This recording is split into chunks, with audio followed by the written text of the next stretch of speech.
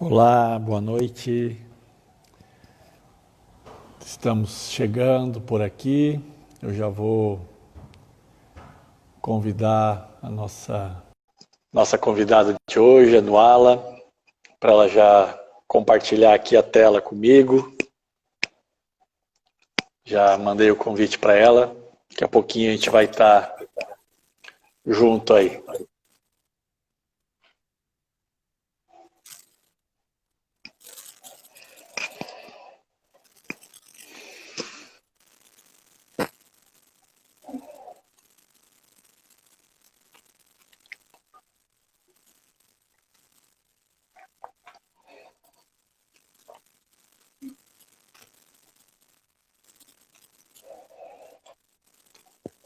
Bem, pessoal, enquanto a Nuala tá chegando aí, eu já vi que ela já aceitou o convite, está só finalizando o login dela, né?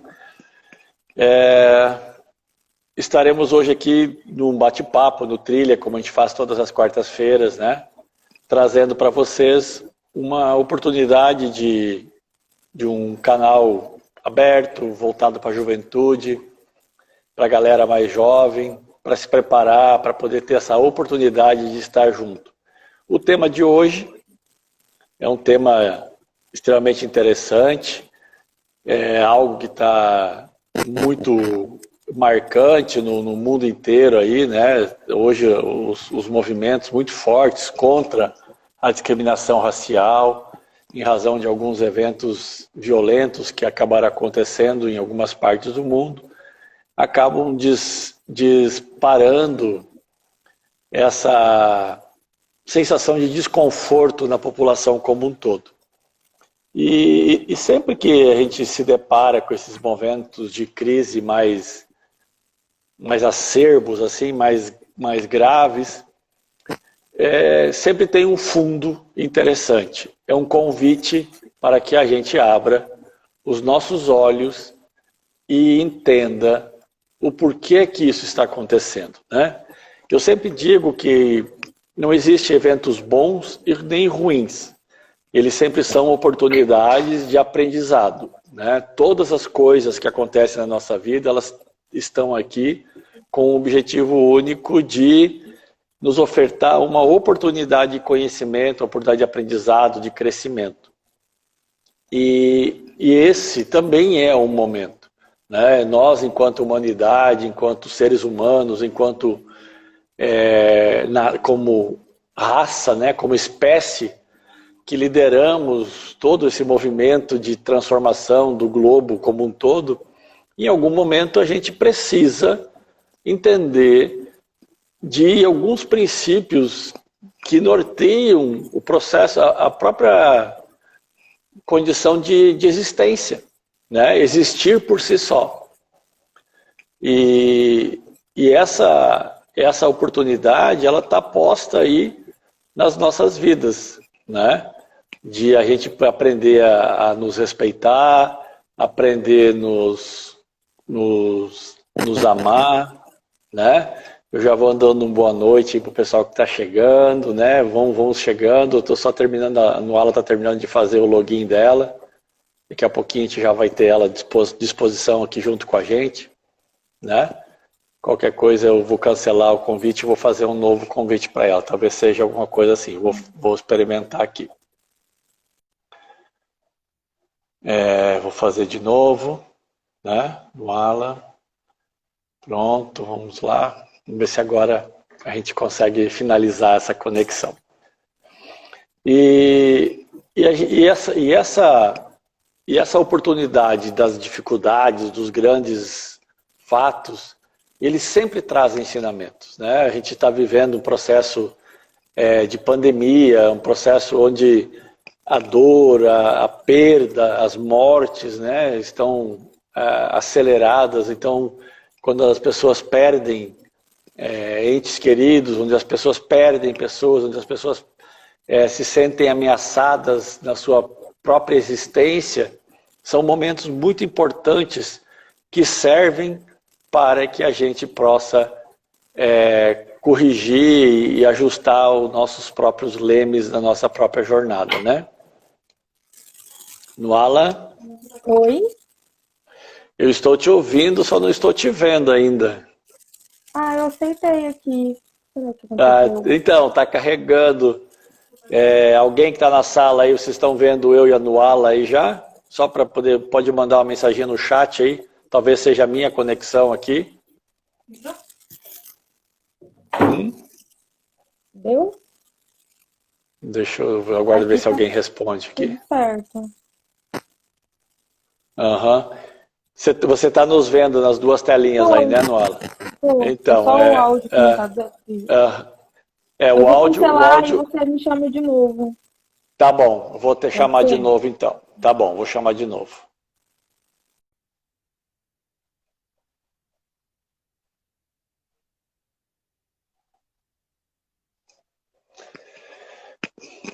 Coisas de internet, né? Estamos todos aí ainda aprendendo. As pessoas Agora foi? as pessoas nós estamos te ouvindo no Ala, mas nós não estamos te vendo ainda, né? Mas eu acho que daqui a pouquinho carrega alguma coisa em É. cima. A gente já está te ouvindo aqui, né? O som, pelo menos, tá ok. Só que Aqui tá a telinha aparecendo tá. os dois. Então, é que para você já está carregado, para nós É. ainda, né? Para as pessoas que estão participando, ainda nós não estamos te vendo. Mas já já deve carregar a imagem. Eu vou aproveitar até para fazer uma. Vou apresentar um pouquinho a Nuala, né? A Nuala é uma pessoa que eu conheci através da minha filha, né?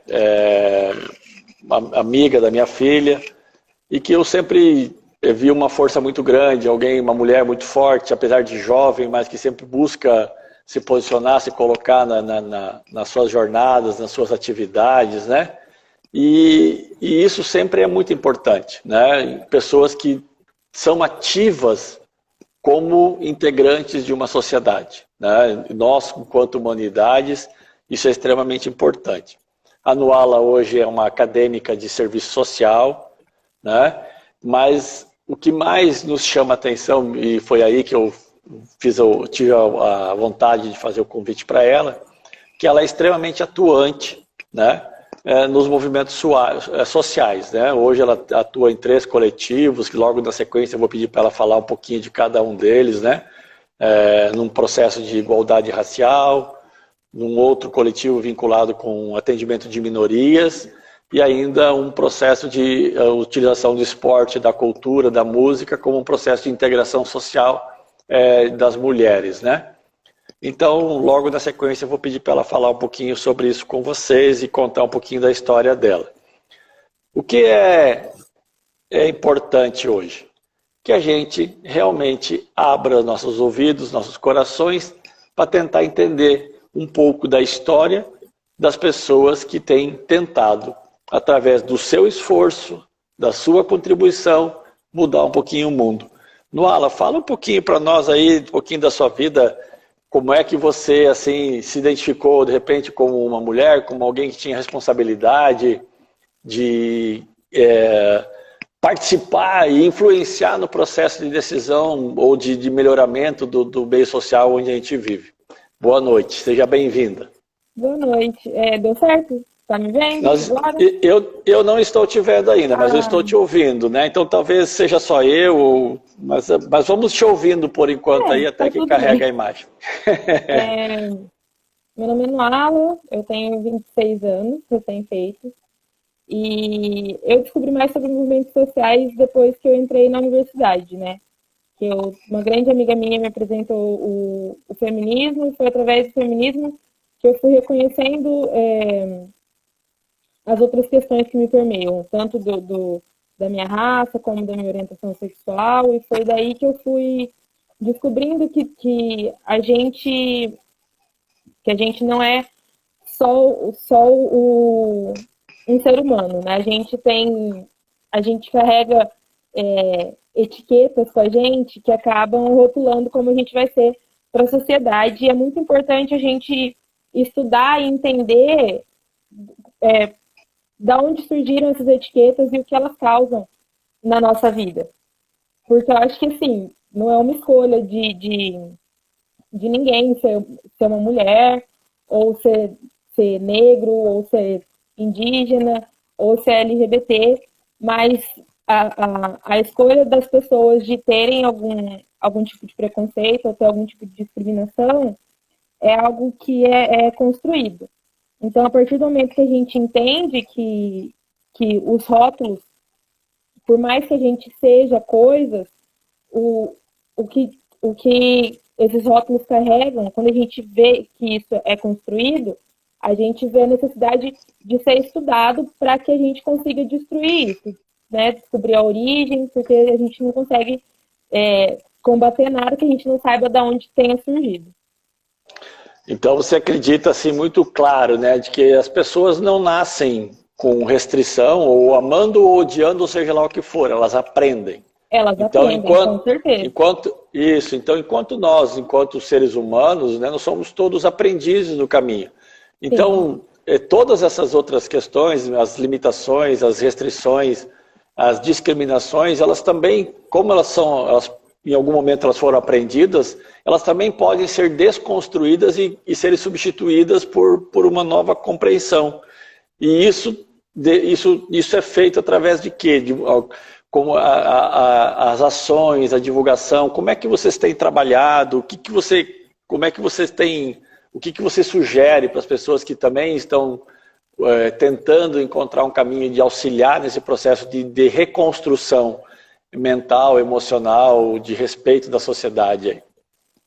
É estudo, né? A gente não consegue nada sem estudar, sem saber da onde veio o preconceito que a gente carrega.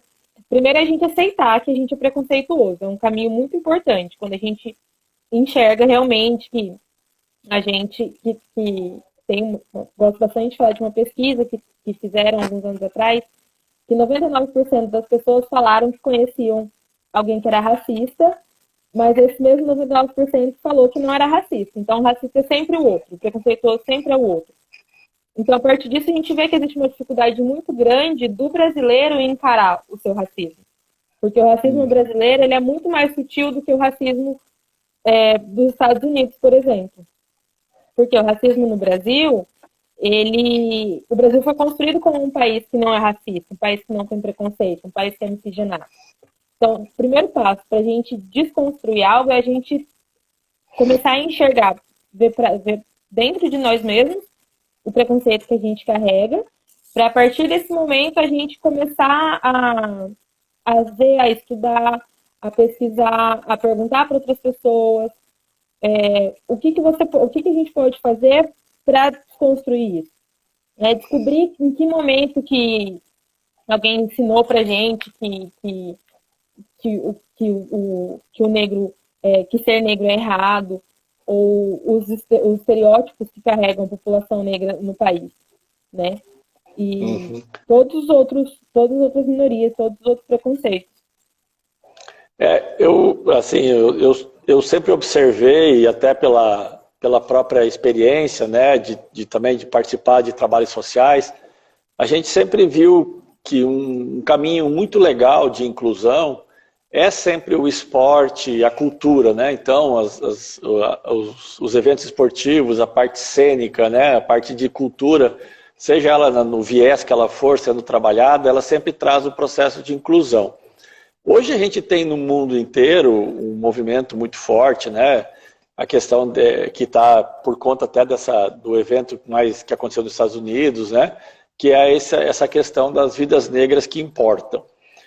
Mas no Brasil, ainda a gente não tem, talvez, assim, aquele grande ídolo do esporte negro, né? Talvez o Pelé, que ficou um tempo atrás, e ele acabou não repercutindo. A gente não tem jovens grandes negros, né? Como nos Estados Unidos, você tem, por exemplo, o astros do basquete, como o LeBron James, o Usain Bolt, né? Na Jamaica, o Muhammad Ali, que são pessoas que, além de exercerem um processo de integração pelo esporte, exerciam um processo de participação de cidadania muito forte. Como é que a gente pode, através mesmo de pequenos movimentos, às vezes na tua comunidade, usar esse processo do esporte, onde as pessoas se colocam em condições de igualdade, em condição de participação sobre as mesmas regras, criando um respeito mútuo, né? Isso seria uma metodologia interessante de ser cada vez mais reforçada? Olha, eu acredito muito na ferramenta de mudança que o esporte e a cultura carregam, né? Eu acho que quando a gente fala que não existe nenhum ídolo no esporte no Brasil negro que tenha carregado bandeiras como os esportistas estadunidenses carregam, a gente precisa entender como é feita, como foi construída a identidade negra no país e entender que aqui os poucos esportistas negros que se manifestaram, eles foram extremamente boicotados. Ou pelo próprio governo federal, que muitas vezes algum deles recebem bolsa, recebem uma série de auxílios, né, que já é muito difícil, ou pelos poucos patrocinadores que eles têm. Se não me engano, o Corinthians, há uns anos atrás, fez uma campanha contra o racismo e a CBF, que é a Confederação Brasileira de Futebol, ela proibiu qualquer manifestação política ou de cunho político feita por times. Então, assim, a gente tem os grandes poderes, né, não só do Estado, mas grandes empresas, eles têm um viés de silenciar manifestações políticas, porque você se posicionar contra o racismo é um posicionamento político.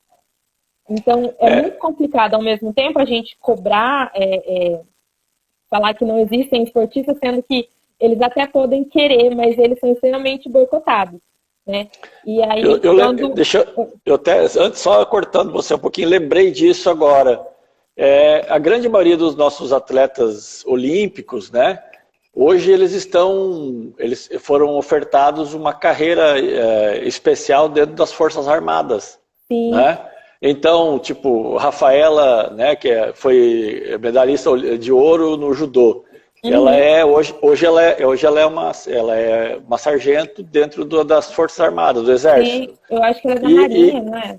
Ou na Marinha, eu sei que as 3 Forças Armadas, elas têm quadros específicos para acolher para tipo ser uma forma de incentivar financeiramente, mas automaticamente também por se estar intitulado em um cargo militar, a própria profissão tem algumas restrições da pessoa usar a imagem dela publicamente para atos políticos, né? Isso talvez seja um dos elementos que tem travado isso, em complementação do que você estava falando. E aí tem o Pelé, mas o Pelé é conhecido por ser uma das grandes figuras negras brasileiras que negava o racismo. O Pelé falava que o racismo não existia. Então, que pena. É uma das coisas que são contrastantes, né? Que se contrastam. De você ter um pouco, o único ídolo negro, falar que o racismo não existe, o resto que tenta falar é boicotado. Mas ações voltadas para a cultura, elas sempre são muito bem-vindas. Porque o Brasil, ele tem um histórico social de negar tudo que vem da cultura negra. Que primeiro ele tenta boicotar, depois ele tenta transformar aquilo em mais aceitável, que é uma maneira que a gente fala de embranquecer uma cultura, que aí são geralmente quando as grandes a indústria fonográfica ou a grande mídia, ela acaba aceitando aquilo, mas aceita de um jeito que vai mudar os assuntos, vai mudar a abordagem, e até chegar de uma maneira que não carrega mais a crítica social ou o jeito que surgiu, né? A gente viu isso acontecendo com o samba. O samba, quando o samba surgiu, ele era um grande instrumento de crítica social. Ele falava muito da realidade das periferias, ele falava muito da realidade do trabalhador periférico. E aí começou a incomodar, e aí agora a gente tem um outro samba, que é o samba que só fala de alegria, o samba que só fala de felicidade, o samba que perdeu a sua veia crítica. E isso aconteceu com o rap também, e agora está acontecendo com o funk. Então, acho que uma das maneiras que a gente tem de usar a cultura como uma forma de valorização e de empoderamento do povo negro é a gente começar a entender que tudo que a maioria das coisas que vem da comunidade negra, elas são primeiramente desvalorizadas. E por que elas são desvalorizadas, como elas são desvalorizadas, estudar mesmo, assim. O funk, ele existe, ele tem várias vertentes, ele fala sobre muitas coisas, mas as pessoas só conhecem o lado ruim do funk. Então, começar a pegar o funk consciente, que é um funk que fala de paz, o funk que fala sobre a importância do estudo, a importância do trabalho, né? Em vez de fazer leis que proíbam o funk dentro das escolas, por que as pessoas não procuram o funk que fala sobre coisas boas para mostrar para essas crianças, para esses adolescentes, mostrar que existe um outro tipo de funk, que é um funk que traz uma mudança de sociedade. E o esporte é o lazer, né? O lazer, ele geralmente, quando você tem uma oportunidade, você tem uma quadra de futebol, de basquete, de handebol, de vôlei, qualquer que seja o esporte, dentro de uma comunidade, você vai estar dando para a criança e para o adolescente uma chance dele ter alguma coisa para fazer no turno que ele não está na aula. E isso é bacana. É uma chance que você tem de tirar ele de uma outra coisa que pode estar ali mais próximo, pode ser mais fácil para ele, e que não vai ser um caminho tão bom assim, né? Perfeito. E outra coisa que eu sei da tua história é que você sempre teve, no movimento dentro da universidade, você sempre teve envolvido com as atléticas, né? Sim. Que é um movimento de acolhimento dos novos alunos. Como é que foi para você, tipo, esse movimento de sair do ensino médio, já que nós estamos num canal que é mais voltado para os jovens, sair do ensino médio, chegar na universidade, como é que você fez para buscar o teu espaço, para você te reconhecer como uma pessoa integrante daquele grupo, independente de qualquer coisa? Como é que você consegue olhar para os novos que chegam, esse movimento de acolhimento de um novo aluno, seja ele porque hoje nós temos, principalmente nas universidades federais, a parte de cotistas, né? Que, como você falou, é um movimento muito importante que seria a educação, ampliando o processo de integração social e de responsabilidade, né? Me conta um pouquinho sobre isso, assim, como é que você se viu chegando na universidade, como você vê as pessoas que chegam, o que pode ser feito, isso poderia ser intensificado, melhorado, o que disso poderia ser aproveitado, às vezes, com mais ênfase, por favor? Olha, sair do ensino médio, entrar na universidade é um processo muito doido, assim, é algo que ninguém te prepara, né? Você acha que você vai estar preparado, que você vai chegar lá e não, universidade vai ser tranquilo, mas não é. A primeira coisa que você vê quando você entra numa universidade federal é que tem um monte de gente de um monte de lugar do país que você nunca pensou que você ia conhecer. E você vê que é você por você mesmo, entendeu? Os professores, se você apresentar trabalho, beleza. Se você não apresentar trabalho também, o problema é todo seu. E você tenta adquirir uma responsabilidade que muitas vezes você não está preparado. E participar de uma atlética, né? Na verdade, eu fundei uma das fundadoras atléticas de jornalismo, porque não tinha, mas outros cursos já tinham, e eu via quanto ter uma atlética facilitava nesse processo.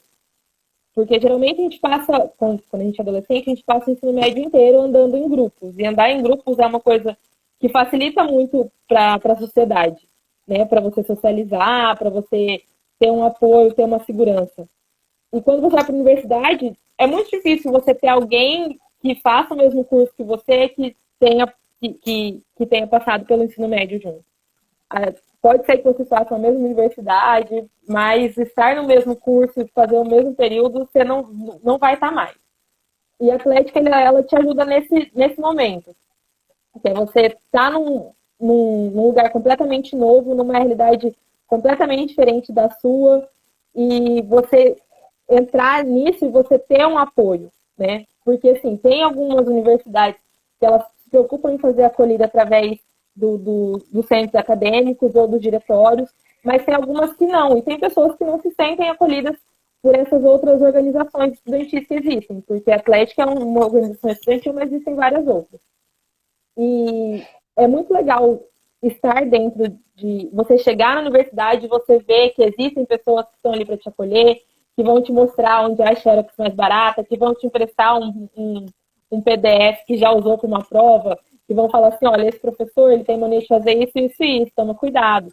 E aí você acaba se integrando e participando se sentindo membro daquilo, né? Obviamente, quando você está em grupo, as coisas ficam muito mais fáceis. Estou vendo aqui nas mensagens, aqui tem a Luísa aqui te agradecendo por teu acolhimento que você deu a ela na faculdade, né? Você já estava lá e integrou em algumas atividades de atlética, isso é extremamente interessante. E tem uma outra pergunta que saiu aqui agora há pouco. Se você, quando você chegou, né, uma jovem negra, chegando na Universidade Federal, teve algum preconceito? Como é que foi esses primeiros momentos, né? Que tipo de movimento que você fez especificamente para que você te inserisse naquele contexto? Como é que isso funcionou? Olha, dentro da universidade, eu entrei com uma cabeça completamente diferente da que eu tenho agora. Isso é muito, muito importante de eu frisar. Assim. Que a gente entra na universidade com a cabeça que a gente tem no ensino médio. E pelo menos as pessoas da minha geração, era muito difícil a gente ter uma consciência social, ter um pensamento crítico quando a gente estava no ensino médio nos primeiros anos de faculdade. A gente não costuma ter a crítica que eu vejo nas minhas irmãs agora, né? Que é algo muito bom, inclusive. E eu acredito que eu não sofri preconceito, assim, né? Direto. Porque é muito difícil uma pessoa negra chegar em algum lugar e não sofrer preconceito. Eu tinha uma professora que eu não sei, que aí, assim, eu falar que ela era preconceituosa comigo, eu vou estar excluindo todo o fato de que eu não era a pessoa que mais colaborava dentro de sala de aula. Eu não ficava muito dentro das aulas dela e tal. Então, acho que isso não era algo voltado à minha raça, mas sim ao comportamento que eu tinha dentro de sala de aula. Pelos meus professores, eu acredito que não.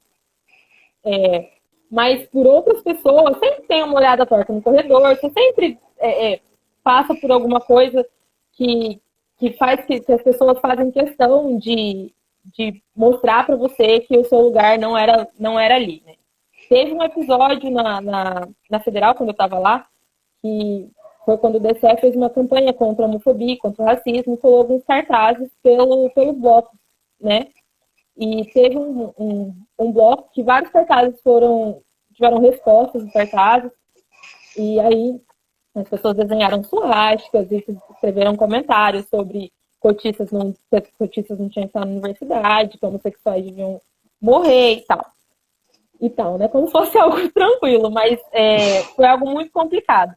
Porque na época eu lembro que o DCE entrou com um pedido na reitoria de ter acesso às câmeras para descobrir quem tinha feito. A reitoria falou que não ia se responsabilizar. E foi uma grande confusão na época. Porque eu acho que quando a gente tem um caso de preconceito dentro de uma universidade, seja ele um preconceito racial, um racismo, uma homofobia, uma transfobia, algo que foge dos princípios de igualdade que tem que ter uma universidade, a primeira classe, ou a primeira coisa que tem que se manifestar é a reitoria. Porque se a reitoria não se mostra aberta e pronta para combater esse tipo de atitude de estudantes, porque tem que lembrar que todo mundo ali é estudante, quem é responsável pelos estudantes é a reitoria, esses estudantes vão recorrer a quem? Né? Existem organizações dentro dessas universidades que são abertas, são preparadas para atender, para acolher esses alunos, para ouvir essas reclamações, mas quem tem que tomar um posicionamento é a instituição. Quem tem que, nem que seja fazer uma campanha decente de conscientização, ter uma punição adequada, né? Porque não adianta fazer um monte de campanha, falar que é contra o preconceito, que a universidade é um lugar para todo mundo. Quando acontecem coisas dentro da universidade, a reitoria simplesmente não tomar nenhum posicionamento. Porque eu acho que aí, respondendo a Cecília já, que o preconceito não é da instituição, mas a partir do momento que ela não faz nada para combater, ela é completamente conivente com isso. E talvez a gente tenha vivido isso, né? Isso é uma das coisas que o nosso país está passando, né? Talvez um desafio institucional. A gente tem visto muitas instituições que, na verdade, elas têm um peso, elas têm uma característica, mas elas são compostas por pessoas. E, às vezes, as pessoas que compõem as instituições esquecem que, naquele local, ela não é só ela é uma parte integrante de um todo, né? E, principalmente nas universidades. As universidades, elas são o grande motor de transformação social, né? E no Brasil, a gente, por muito tempo, talvez a gente perdeu essa característica, né? Eu vejo, assim, às vezes, algumas universidades particulares que parecem uma continuação do ensino médio, né? Ainda continua sendo uma coisa onde parece que a pessoa só vai lá para assistir a aula e vai para casa. Ela talvez perde a oportunidade de começar a fazer parte das decisões do contexto social. Isso é extremamente importante. Isso aí agora é o Mirgon, né? Eu vi algumas coisas em algum tempo, vi alguns vídeos, e teve uma coisa que me chamou a atenção. Eu realmente também não tenho uma opinião formada sobre isso, e gostaria que talvez até de comentar contigo. Existe uma lógica da semântica do português, né? Onde o negro ele é utilizado como algo ruim, como algo quase amaldiçoado, né? Inclusive até no dicionário a gente encontra o negro como algo que é ruim, né? Porque a gente vamos usar algumas expressões, humor negro, né? Peste negra, mercado negro. Então usa-se a expressão negro, o lado negro, a ovelha negra. Então aquilo que não é muito legal é carregado com negro. Só que eu não vejo esse mesmo peso, por exemplo, na expressão que é o preto, que é às vezes, e as raças, que eu tenho ouvido algumas pessoas, que ela não quer ser chamada de preto, mas ela é uma da raça negra. E o preto, na verdade, na semântica, a gente encontra muitas coisas, né? Grana preta, que é uma grana legal. Então a gente tem algumas expressões boas. Você acha que isso tem dificultado também, talvez no processo de acolhimento, porque são expressões que a gente repete na nossa cabeça? Isso atrapalha no processo de abertura da nossa mente para entender que isso não é algo ruim ou bom? Eu não sei, o que você vê com relação a isso? O vocabulário popular brasileiro ele é cheio de expressões que tem uma raiz racista, né? Desde criado mudo até quando a gente fala que alguma coisa foi mal feita, que a gente fala assim, isso aí veio nas coxas. São expressões extremamente racistas da época escravocrata. Então, não só o que tem o termo negro é algo que vem do racismo. A questão da grana preta, eu até fui pesquisar porque eu fiquei muito curiosa. E eu descobri que é algo que veio da Ásia, que na Ásia eles usavam o carvão como uma forma como uma moeda de troca. E daí que veio grana preta. Mas a questão de chamar pessoas de negro ou de preto foi algo muito, muito particular. Assim, eu já estudei muito, já li bastante. E acaba sendo algo mais sobre o que você disse mesmo, de semiótica. Tem pessoas que se sentem extremamente confortáveis em ser chamado de negro e de preto, e tem pessoas que não se sentem confortáveis, né? O Brasil é um dos poucos países onde pessoas negras ainda são chamadas de pessoas negras, porque na maioria dos outros lugares elas se sentem muito mais confortáveis sendo chamadas de preto. E é algo assim, por não existir um consenso dentro dos movimentos antirracistas, dentro das organizações antirracistas, né, feitas por pessoas negras, é algo que eu não consigo te dar uma resposta sobre se é certo falar preto ou falar negro, porque é algo que vai da pessoa, né? Eu no aula depende da pessoa que fala comigo, depende do tom que ela usar comigo, é tudo muito delicado. Às vezes, eu achei interessante, porque às vezes é mais, talvez aqui a questão não seja exatamente o vocábulo, mas a forma como você usa, né? Sim. Às vezes até chamar, que nem às vezes eu já vi usar a expressão mulher, você pode chamar, pode ser uma forma elogiosa e ao mesmo tempo ela pode ser jocosa, dependendo como você usa. Então, talvez é isso que nós, enquanto cidadãos, enquanto seres humanos, estamos precisando entender uma das regras básicas, inclusive, que faz parte de todos os movimentos religiosos, ou seja, todas as ordens religiosas de seres humanos, que está na matriz da existência da humanidade, todas elas voltam no futuro de se encontrar com Deus, de uma certa forma, né? E existe uma regra de ouro que se chama de todas as religiões, que é não fazer ao próximo aquilo que você não gostaria que fosse feito a ti mesmo, né? Nas mais variadas formas, mas o conceito é esse mesmo, em todas as religiões, né? Tanto nas religiões de origem ocidental, oriental, nas regiões de origem africana, este conceito, elas estão muito arraigadas e talvez esse movimento de racismo ou de exclusão de minoria, ele precise ser construído intimamente quando a gente entende essa vontade de como é que eu ajo com relação ao meu próximo, né?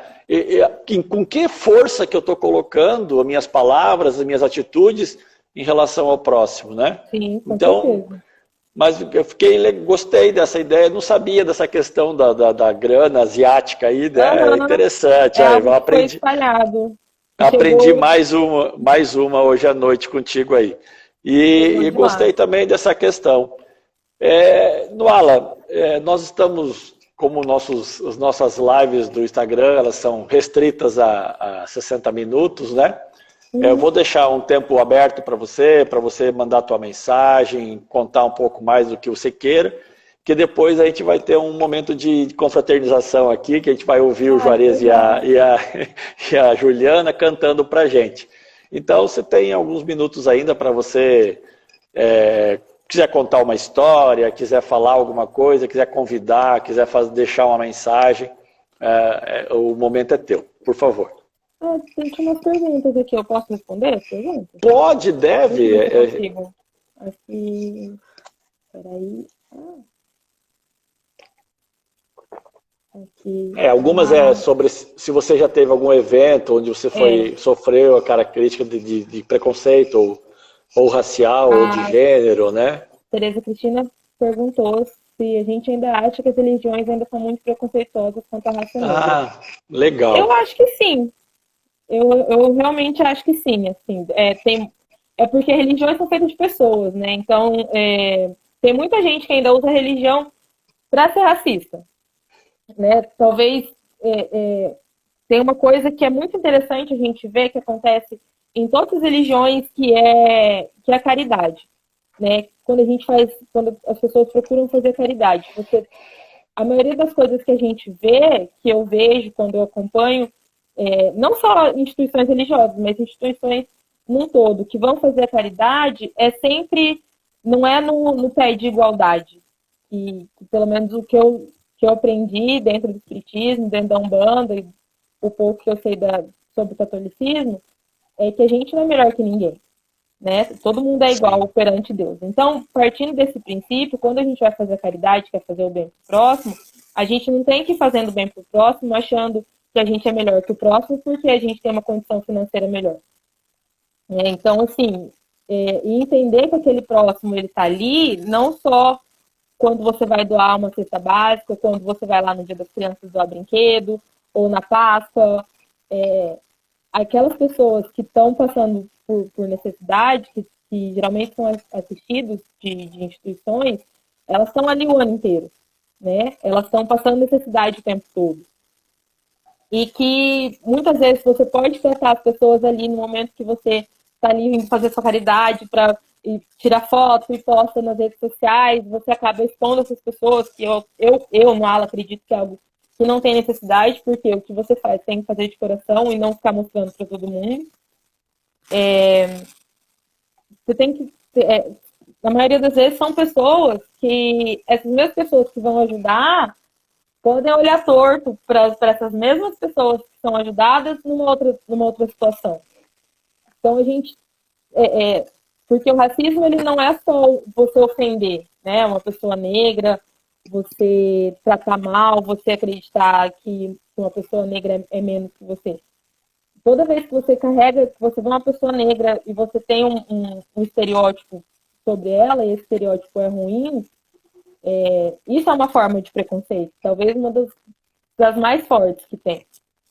Então, se a gente começar a enxergar se realmente, quando a gente está seguindo a palavra de Deus, o que a gente acredita que é certo, a gente está seguindo o que Deus disse ou a gente só está alimentando o nosso ego baseado na religião, né? Aí, deixa eu ver o que mais... há setores de acolhimento para pessoas que sofrem preconceito nas universidades? Tem universidades que a própria reitoria faz o setor de acolhimento e tem universidades onde os alunos se organizam, o que é mais comum de encontrar. São coletivos de estudantes dentro das universidades para acolhimento de diversas minorias. Assim. Aqui na UFMS eu não tenho certeza se fizeram, mas tem vários grupos de estudo e esses grupos de estudo funcionam também como uma forma de acolhimento, né? De um setor de acolhimento. A Cíntia perguntou se na vida já sofreu algum tipo de preconceito ou racismo. Já sofri, já me xingaram de macaca na internet, já me seguiram no mercado. Já sofri. É isso, entendeu? Você é uma pessoa negra no Brasil, você provavelmente já passou por algum tipo de preconceito ou de racismo. Acho que a abolição ocorreu até um pouco tempo, em 1888, a cultura ainda pode demorar a mudar. Sim, é só 200 anos. 200 anos não é nada para a história. 200 anos é absolutamente nada. 200 anos é assim, a minha tataravó. São coisas de 4, 5 gerações atrás e não é absolutamente nada. Coisa de nada. 200 anos atrás você comprava por R$30. Né? Então, a gente tem essa noção de que não faz muito tempo, é muito importante para a gente saber o quão vivo o racismo ainda está presente na sociedade. Esses hábitos de semiótica... Peraí, perdi a pergunta. Esses hábitos de semiótica e de linguajar são perdoados pela raça negra? Eu não posso falar por toda a raça negra. Existem coisas que eu perdoo, existem coisas que eu não perdoo. Mas é como a gente estava conversando, tudo depende do tom, né? Eu tenho amigas que me chamam de neguinha e que é de uma maneira, de um jeito carinhoso, um jeito fofo, porque eu dou essa liberdade para elas. Mas se alguém que eu nunca vi na minha vida vier me chamar de neguinha, eu provavelmente vou achar muito ruim, muito desconfortável, porque eu não dei esse tipo de intimidade, não dei esse tipo de abertura para a pessoa falar assim comigo. Eu acho que não tem. Percebo que não ter uma nomenclatura única dificulta muito a relação. Uma saída, pelo que muitos já falaram, é sempre perguntar como quer ser chamado. Sim. Sim, você perguntar para uma pessoa como ela quer ser chamada facilita muito, e não só falando em questões raciais, né? Acho que em questões de gênero também é muito interessante a gente perguntar para uma pessoa como ela quer ser chamada. Verdade. Quando a gente tem dúvida, tipo, ai meu Deus, será que é um homem, será que é uma mulher? Você pode simplesmente chegar e falar assim, oi, como é que eu te chamo?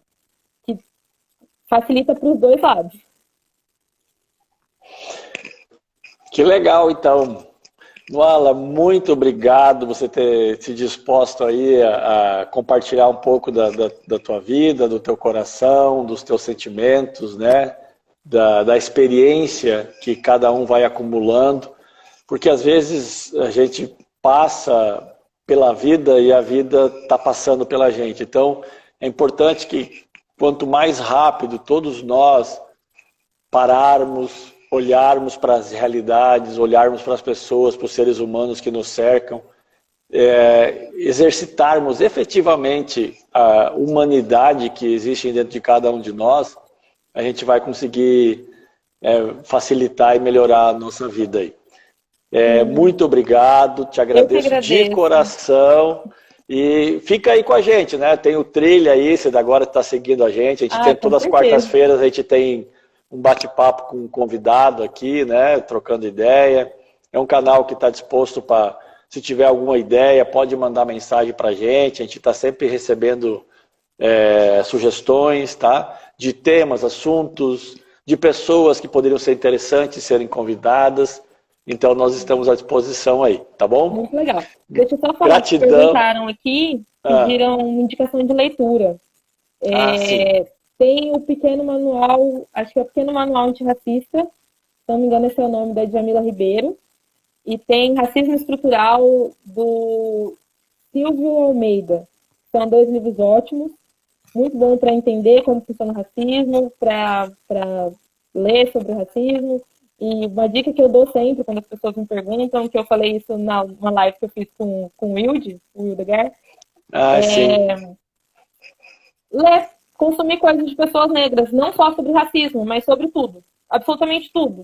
Tudo que você for ler, vai ter uma pessoa negra que vai escrever sobre algo, uma visão racial, uma visão racializada.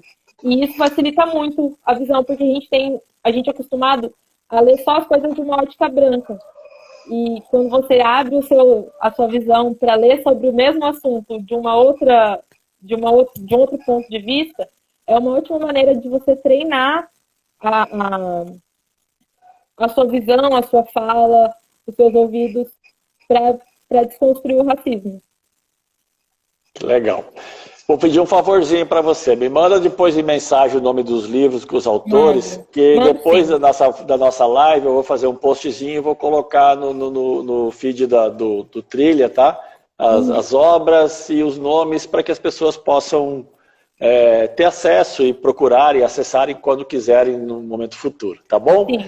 Vou fazer uma propaganda minha também.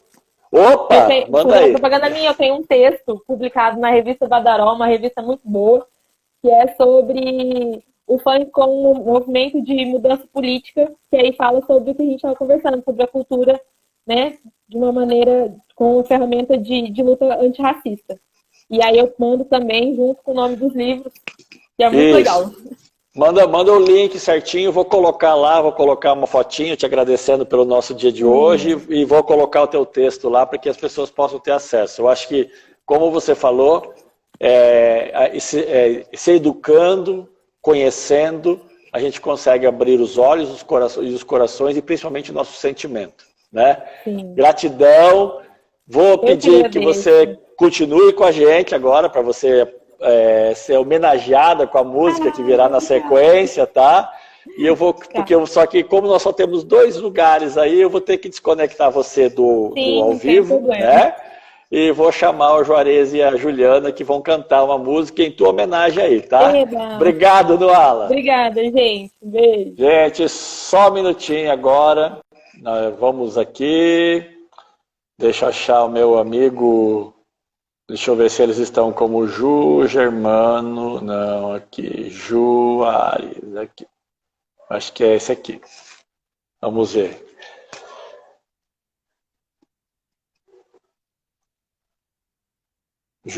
Aristeu.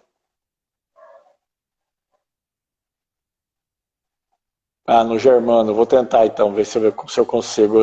Porque estava aqui. Cadê? Não pode participar. Ele está desabilitado para mim. Eu não consigo convidar no Germano Ares. Então, ele aparece aqui, ele está com a mensagem. Você quer sair e entrar de novo? Só para ver se de repente dá um pouquinho. Gente, né, enquanto o Juarez faz eu já localizei eles. Ele tá aqui, ó. Só que aparece uma frase embaixo, não pode participar, Jormano Ares, tá? Ele tá, inclusive, como se fosse sombreado. Eu não sei o que está acontecendo. Talvez ele tenha que sair e entrar de novo. E foi um prazer, bem legal, enquanto ele termina de... vou mandar no outro aqui. Beleza, já combinado. E foi uma coisa bem legal, né? A gente teve essa oportunidade de ter com a Nuala aí. Aê! nós e nossos probleminhas de tecnologia, né? Gente, vamos ouvir esse casal maravilhoso cantando pra gente aí. Faça uma música bem legal, uma homenagem para nossa convidada Nuala, que ela tá ouvindo vocês. Ela falou que ama vocês também, viu? Linda! A Nuala é uma fofa, a gente conhece bastante tempo, amamos a família, a mãe, o avô, então a avó também. Então, assim, nosso abraço a todos. E gostaríamos de deixar uma música exatamente nesse pensamento da gente renascer para as coisas boas, no sentido do amadurecimento, no sentido de nossa responsabilidade ser exatamente o processo do amor, né? Então, a gente...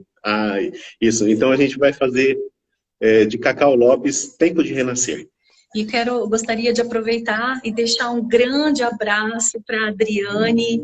A Adriane colocou uma observação ali, onde ela diz que somos trabalhadores da última hora e que ela acredita que a hora é agora. Eu também acredito que esta é uma das nossas maiores oportunidades, né? Porque já nos foi dito, a quem muito foi dado, muito será cobrado. Então, que estejamos aí firmes, juntos nessa caminhada boa, né, de amadurecimento, de crescimento intelectual e também emocional. Então, vamos a Tempo de Renascer.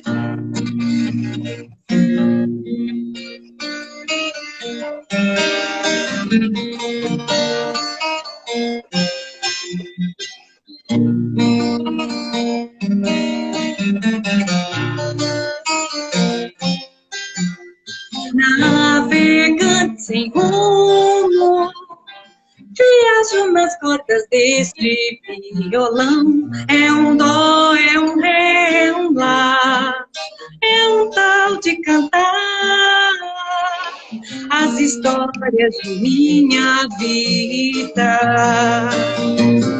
Houve um tempo de chorar, de derrubar. Houve um tempo de me perder, de rasgar e prantear,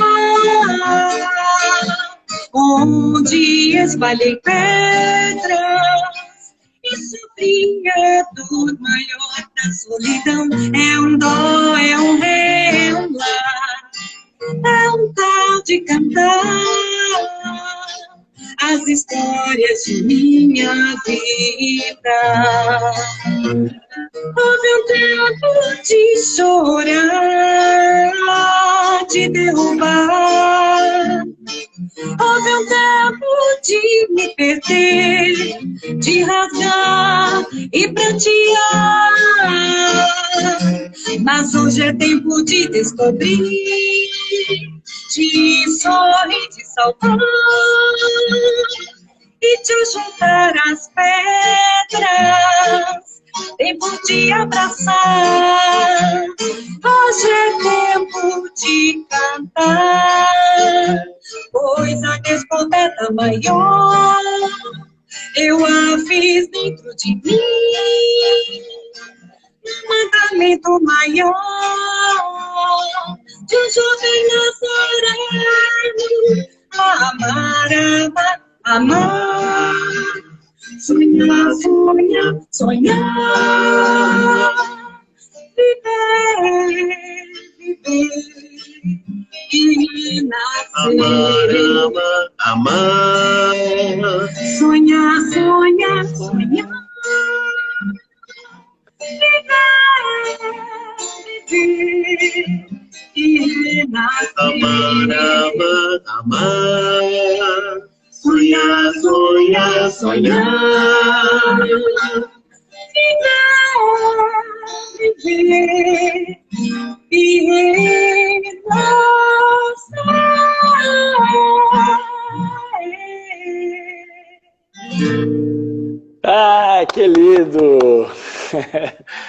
obrigado, gente. Obrigado a todos que aqui estiveram com a gente hoje, né?